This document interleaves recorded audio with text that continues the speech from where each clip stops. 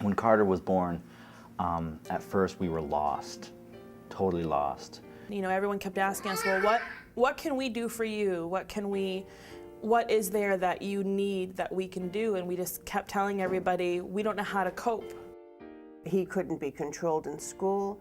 I was getting calls every day, come and get him, he's out of control. I'd have to leave work and go and get him because he punched the principal, or he kicked the teacher, or he bit somebody. He was just so aggressive. Realizing we had 3 children with autism, none of them were the same.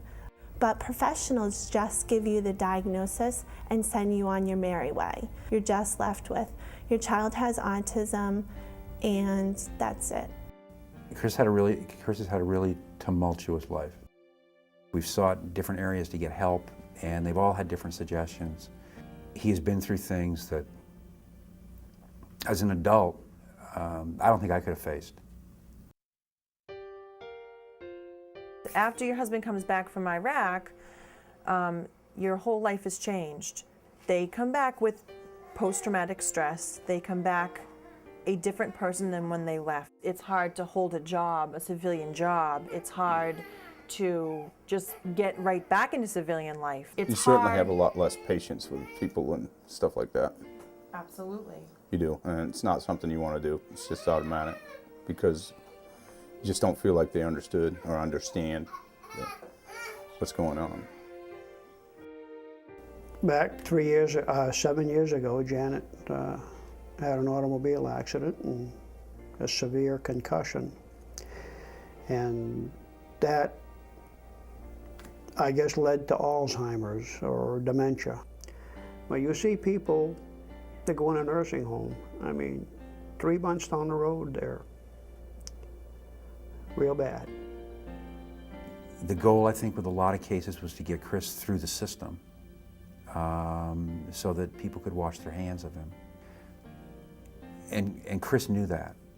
With all that added stress, sometimes it just gets overloaded, and you don't know where to go, and you don't know who to call.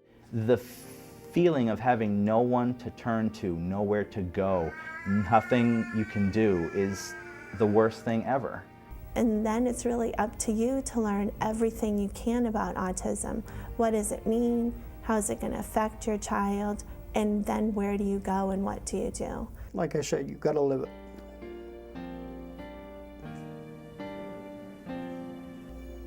There's just no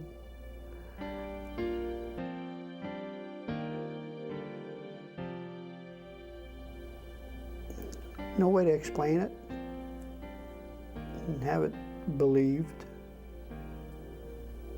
unless you live it.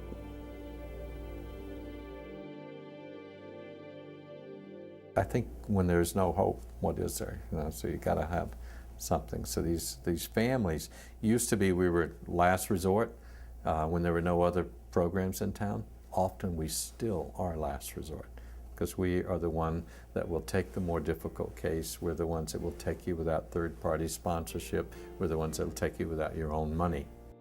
That's been one of the things that has always been about Easterseals, that we will be there for you maybe when others aren't.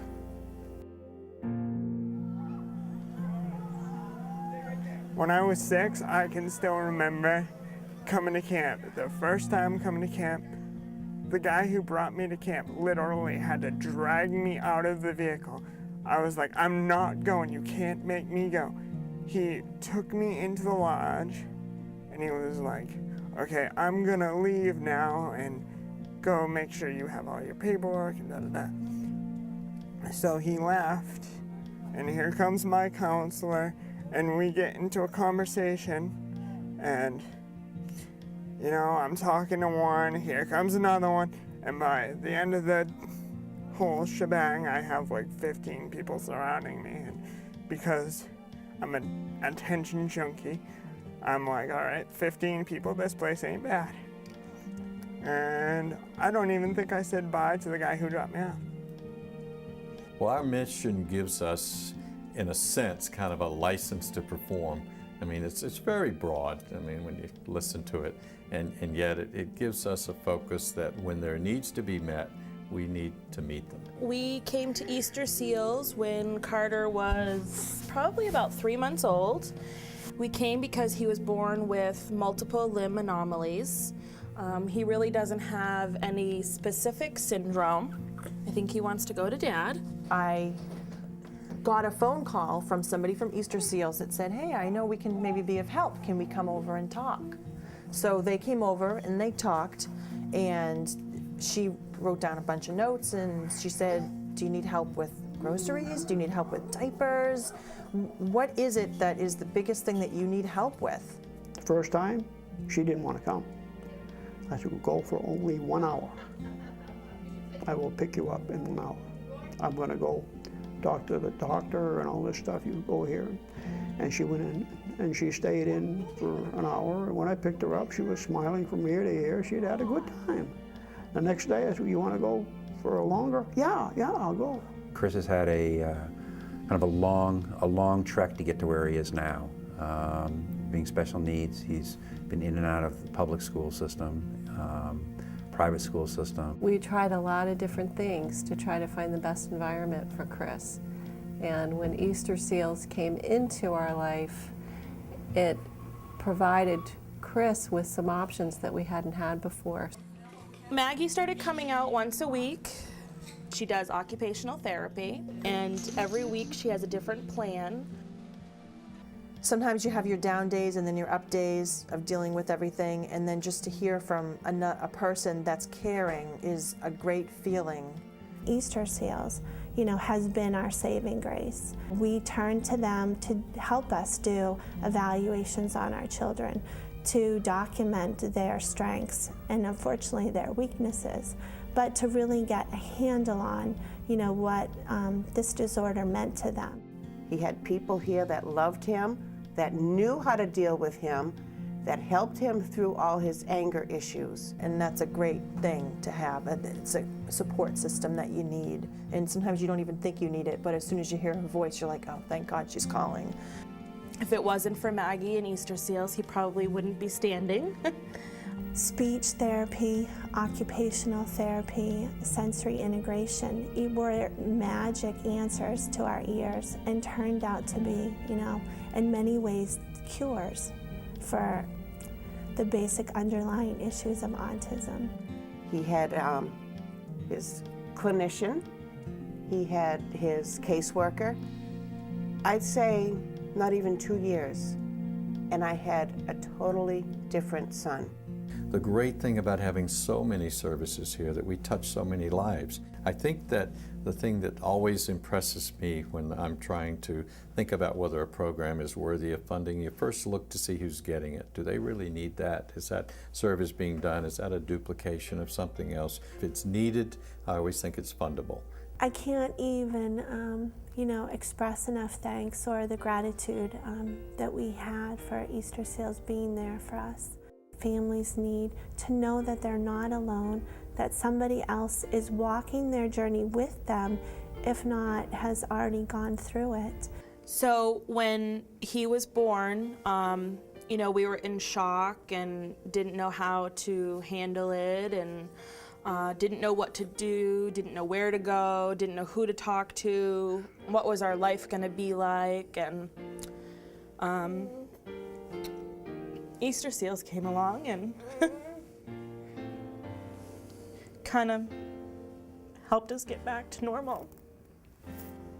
The past 3.5 years, the best thing to happen to us, aside from the obvious thing that we had kids that are healthy, is Maggie and Easterseals. He's my life, and they understand that. They understand that our children are our lives, and they take care of them like they were their own. Easterseals is a great asset to military families and the military community. There is still help out there, and I think that's a really big thing to understand, that it's okay. You are not alone, and even though There are people out there to help you. there are people out there to help you, and you're going to get through it. And we did, and we are. It's been really my savior. I mean, if wasn't for Easterseals, I'm sure that she'd have been in a nursing home. It wouldn't work right now without Easterseals. It's kind of like saying, your house is my house. It's kind of like that. No way today is he the person he was, 2 or 3 years ago when he went into Easterseals. So now he's living in a house with a couple other young men, and he's been able to work in the community and feel what it's like to get a paycheck. And to say we're proud of him is an understatement.